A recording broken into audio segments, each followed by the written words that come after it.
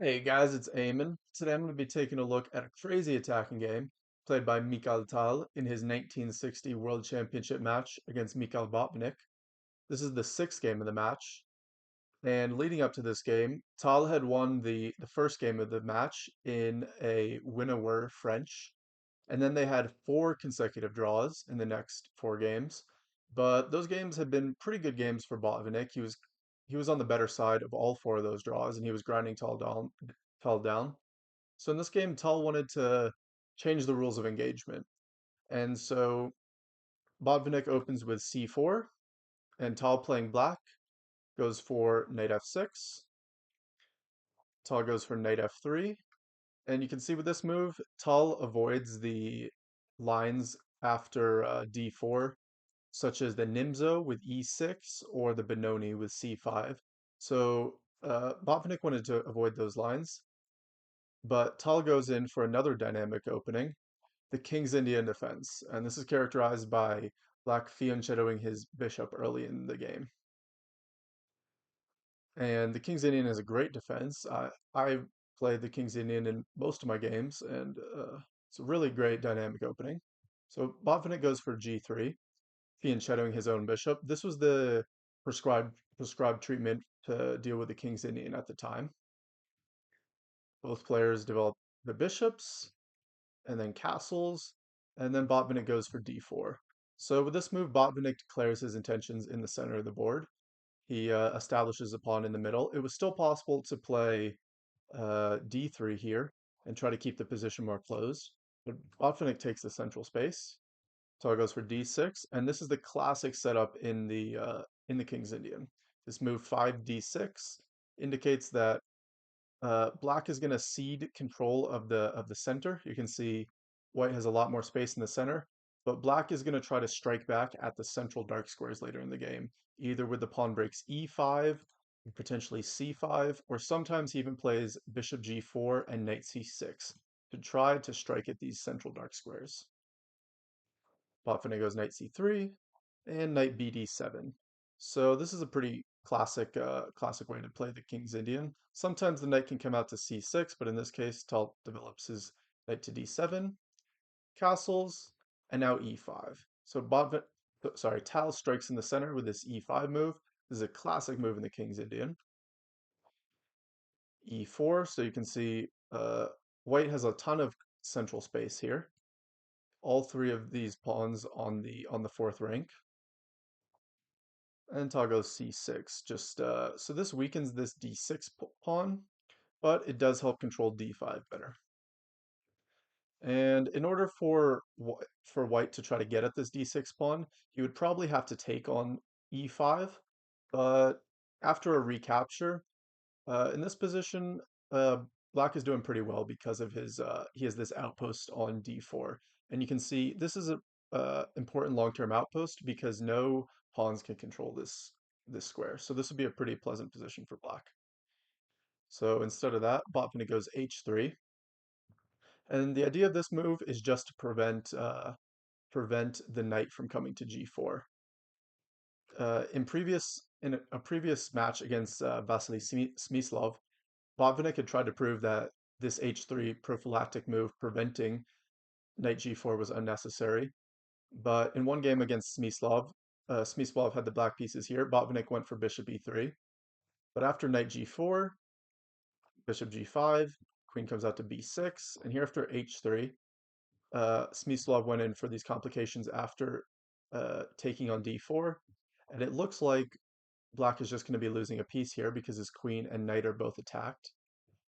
But after queen a6, the knight is taken, and now b5 regains this piece. You can see with the pawn on d4 restricting the knight's movements, the knight is going to be won back. And after knight takes d4, Smyslov took the knight on a4. After knight takes c6, and then e5, Smyslov took on c4.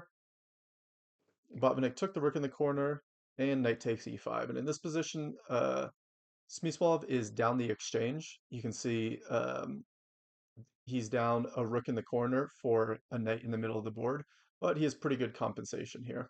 And Smyslov ended up winning this game. So that's why In this position, Botvinnik does decide to go for h3, queen b6, so the queen comes out and pressures the d4 square here. And this is pretty uncomfortable for white to deal with. So Botvinnik now closes the center, releasing the pressure on the d5 pawn. But now Tal exchanges c pawns and goes knight c5. So the knight has reached a nice square here in the center on c5, and it's pretty active from this spot. So Botvinnik goes for the plan of trying to exchange this active knight off. And you can see his plan is to bring the knight to d3. But this is a pretty slow plan and gives black time to develop. And now in this position, Botvinnik thought for 10 minutes and then played knight d3. But Tal was pretty critical of this decision. Not the move, knight d3, but in just the amount of time that Botvinnik decided to spend on it. Tal says that modern chess has now reached such a high level that knowledge and ability alone are insufficient. Every game demands an enormous output of nervous energy. And he says that Botvinnik's reluctance to play frequent chess led to him being somewhat unprepared for this match. And uh, one of the results of this is taking 10 minutes to play a super obvious move like knight d3. So I think that it's interesting that all the way back in 1960, players were already acknowledging this amount of enormous nervous energy that it takes to play a good chess game, which isn't something you hear top players acknowledge too much. Normally, they like to pretend like everything is nice and controlled, but it's nice to hear Tal acknowledging just the anxiety we all feel and the nervous energy we put into playing chess games. So Tal exchanges this knight. There's really not a better option since the bishop is going to come to e3 next move if he doesn't. So the knights are exchanged, and here's an interesting King's Indian position. Normally in the King's Indian, we like to go for f5 as our main pawn break.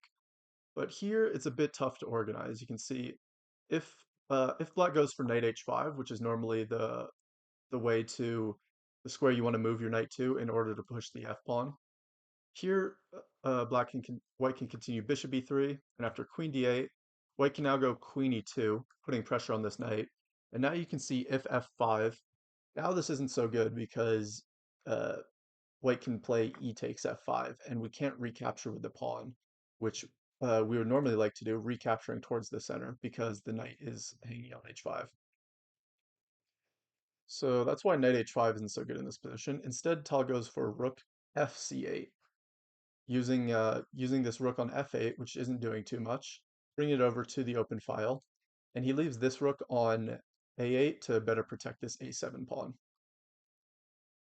Botvinnik goes rook b1, protecting this b pawn so that he might be able to develop this bishop, and knight h5.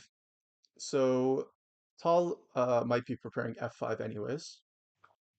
Bishop e3, and now black really has two options. He could go back to d8, but this move is inconsistent and not too aggressive.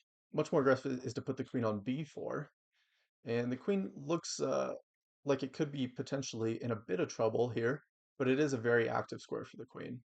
So it's a double-edged move. Botvinnik comes back to queen e2, this similar idea, putting pressure on the knight so that f5 is discouraged. And now Tal goes rook c4. And his plan is clear. He wants to just double up on the c file. Rook c1 and rook c8. So Tal achieves his doubling of the rooks in the c file. And now king h2. And Tal is pretty critical of this move. He says it's a useful prophylactic move, but it doesn't properly appreciate the danger of the f5 pawn break here. Better was bishop f1, trying to smoke out this rook on c4. Botvinnik played king h2 instead, but now f5 comes with a pretty strong effect. After takes, bishop takes f5, the rook is hit, so the rook goes into the corner. And no doubt in this position, Botvinnik thought that Next move, he would be threatening to play g4, and the threat of g4 is going to force back these two minor pieces. And if these pieces have to retreat, like the bishop back to d7 and the knight back to f6, then white is going to be able to eventually place a minor piece on e4 here and have a pretty good blockade of this e pawn and good central control.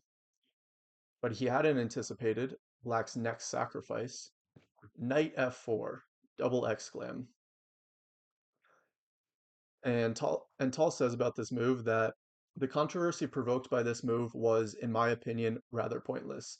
It is good in that all other continuations are bad. And I love this quote from Tal. It shows once again the intuitive nature of his brilliance. And yeah, it shows how even a world champion can get away with sacrificing pieces in an intuitive manner. Even though he hadn't worked everything out, he still could sense that this move was good and necessary. And the knight has to be taken. You can see it's forking these two pieces. And it's way too annoying on f4, so the sacrifice has to be accepted. And now e takes f4, and the bishop is hit. And the bishop doesn't really have too many squares. And so Botvinnik retreated his bishop back to b2, which was later pointed out to be a pretty dubious move. In fact, Botvinnik's second at the time, a guy called Goldstein, so wrote a column in a newspaper after the match suggesting that a3 would have won the game. And modern computer analysis has shown that this is in fact the best move, but Goldstein didn't quite get it all right in his analysis. So a3, the idea is just to force the queen to a worse square. So a3, queen b3 would be played. Specifically, the queen is good on b4 because it could retreat to the a5 square in some variations. So a3 forces queen b3, and then bishop takes a7 is the point. And uh, now black doesn't have b6. Well, he b6 is still an idea, but he doesn't have b6 in combination with the idea of queen a5 trapping the bishop. So uh, so after bishop takes a7, the variation would have gone bishop e5. And an immense amount of analysis was done by a lot of different Soviet grandmasters about this position. And even still, even with some of the best minds of the time working on this position, they didn't quite work out all the best details, which is one of the beauties of modern computer analysis, that we can, just click the engine button and see all the best variations, but also a curse because it takes away from the magic of the game. So after bishop e5, the best move would have been f3, preventing this f3 move, discover check. And then b6 traps this bishop. And the idea of rook 4 back to c7 is pretty potent in this idea, which would win back the piece on a7. And the only way for white to prove an advantage here would be to play a4 with the idea of rook a3. And in this position, white should be pretty comfortable because, uh, yeah, this idea of rook a3 and in some variations, after the queen comes back to b4, white is going to have knight a2, and the queen is going to be pushed around a lot. So in this position, that's why a3 was in fact the best move. But Botvinnik went for bishop d2 instead. And no doubt he thought that uh, black couldn't get away with this, taking the pawn on b2 here, which Tal did in fact play. In fact, so bishop d2 is a pretty dubious move, but queen b2 is also a pretty dubious reply.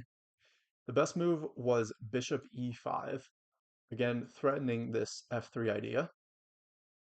So white would have to play f3 himself. And then after queen b2, we can get a long forcing variation after knight d1. And Tal rejected this because of this forcing variation after queen d4. And the rooks all come off the board here. And black would pick up this d5 pawn, and you can see black is up, or sorry, white is up a knight, but in return, black has three pawns. And it's not really clear which is more important in this position, but you can see none of these three pawns is too far advanced down the board. So if anything, we could say that white potentially has the better chances, especially if he can get these minor pieces to better squares. So yeah, that's why bishop e5 was the best move in this position. Tal took on b2, and after rook b1, now the move Tal had pinned all his hopes on. You can see the queen is nearly trapped here, and if Tal doesn't have this move, then he's in a lot of trouble. But Tal goes f3, genius move, opening up the just trying to clear the lines, clear this diagonal, and just try to upset the coordination of black's pieces. So we can see the queen and bishop are forked, so this pawn is likely going to have to be taken. In the game, Botvinnik played rook b2, which turns out to be a huge blunder. Best way to play was, of course, the queen can't take on f3 because this bishop is hanging. So the best way to play was bishop takes f3. But, and of course, Botvinnik would have calculated this, but he didn't like one specific variation. And that variation is after bishop takes b1, rook takes b1, and then queen c2. You can see black still has a lot of pressure with his active rooks on the c file and this bishop active here. So it's not really clear how white can unwind. It wasn't until a few days after the game when a grandmaster named Salo Floor indicated this genius move, bishop e4.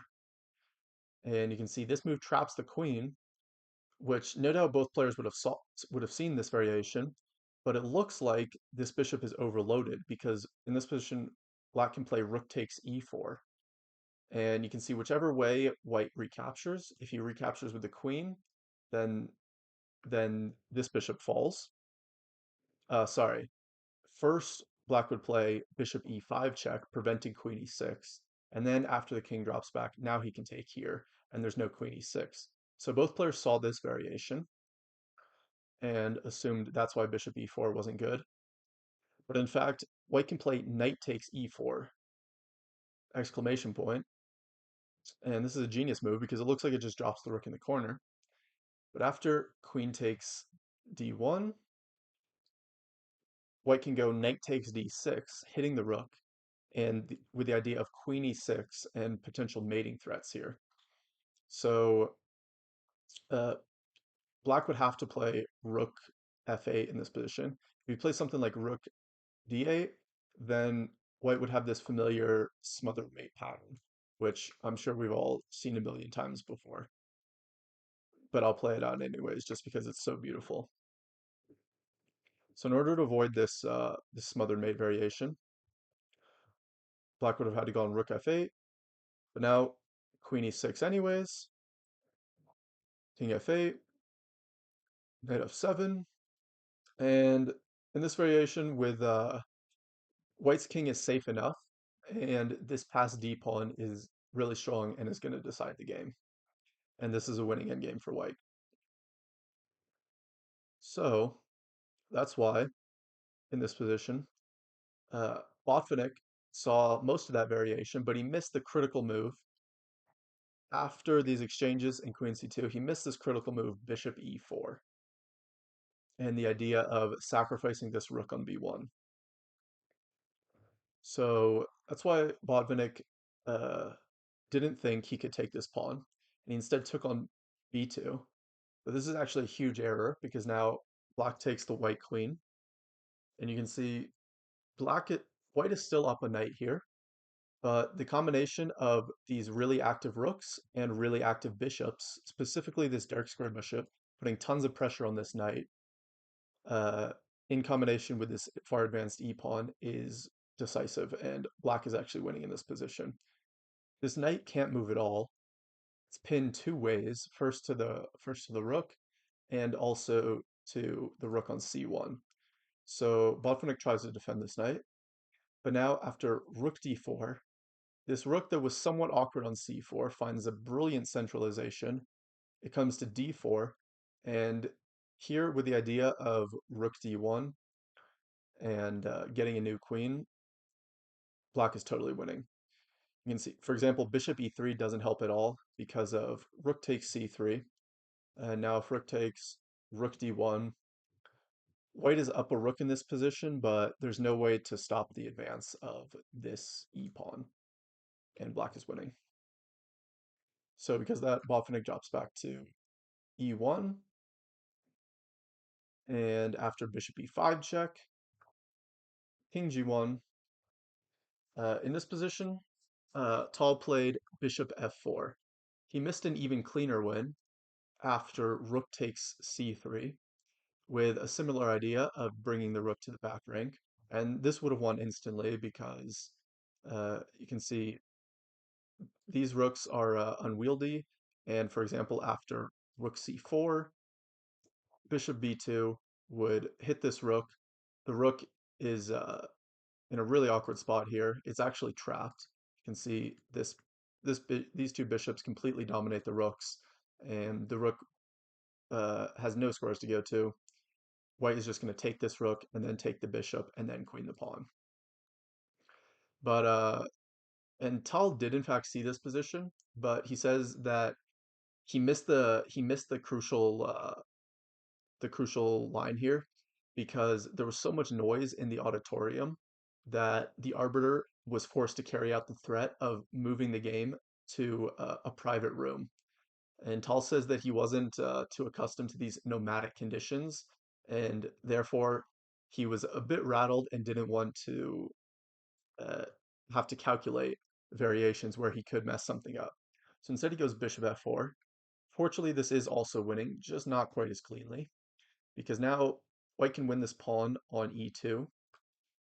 Uh, Tal now takes the rook on c1, and Botvinnik takes the rook on d4.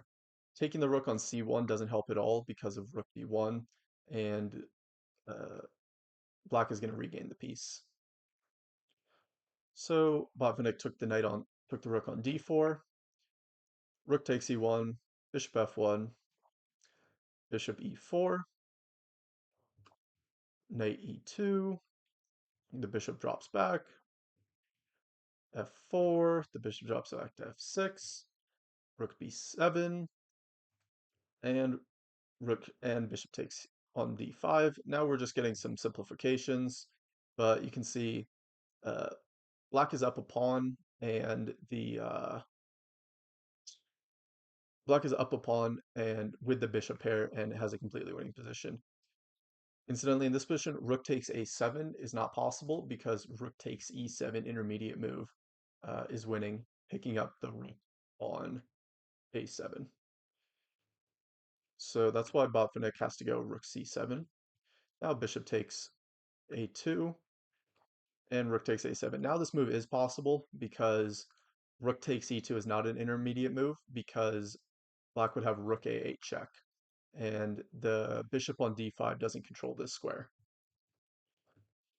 So rook takes a7, but it doesn't matter. We've traded a pawns, but we still have this passed d pawn, and white's pieces are completely tied up. They're very inactive here.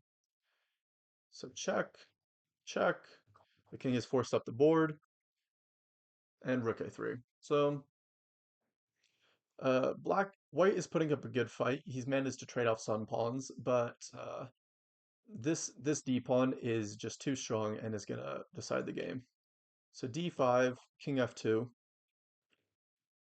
Tal gives a check, and king d6.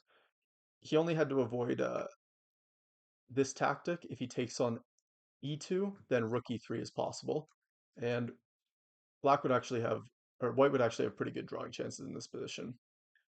So to avoid that, Tal just goes king d6, stepping off the e-file. And you can see this configuration is pretty awkward for white. So he has to go knight g3, uh, allowing the trade of pieces. But after bishop takes on c4, see now we're in a rook endgame, but this pawn is even farther advanced. And with the active king and the active rook, this is a completely winning endgame. And Tal just cleaned up here in pretty crushing style. Nothing White can do. And here, rook d7. This was the sealed move, and the game was adjourned in this position. But Tal said he went home, studied the position for about 15 minutes with his second, and they concluded that there was no way to stop the advance of this c pawn, and the game was resigned without adjourning or without resuming the next morning. So this was the final position, and Black won the game. No way to stop this c pawn. All right, so that was just a whirlwind of variations. I really love that game for a couple reasons. One, it was a King's Indian, and as a King's Indian player, I love to see a complicated King's Indian position, especially especially with such a sacrifice such as Knight f4 in this position. This bishop often gets a bad rap in the King's Indian because it's often stuck behind this e pawn, but we saw how the dark square bishop after takes, this bishop became a beast along this diagonal. So I'd love to see those types of King's Indians sacrifices. And I also love to see again, like the intuitive nature of Mikhail Tal. It's such a breath of fresh air to see a world champion playing in such crazy style. And yeah, from this position, some really complicated variations. In fact, Botvinnik could have stayed in the game with bishop takes f3. But Tal was fortunate that his opponent didn't find this and made the critical blunder of taking the queen, but then the idea of rook d4 decides the game, and yeah, Black went on to win pretty easily. So that was the end of the game. Thank you guys so much for watching. Make sure to let me know what you thought about this game down in the comments. Make sure to like the video if you enjoyed it, and I'll see you in the next one.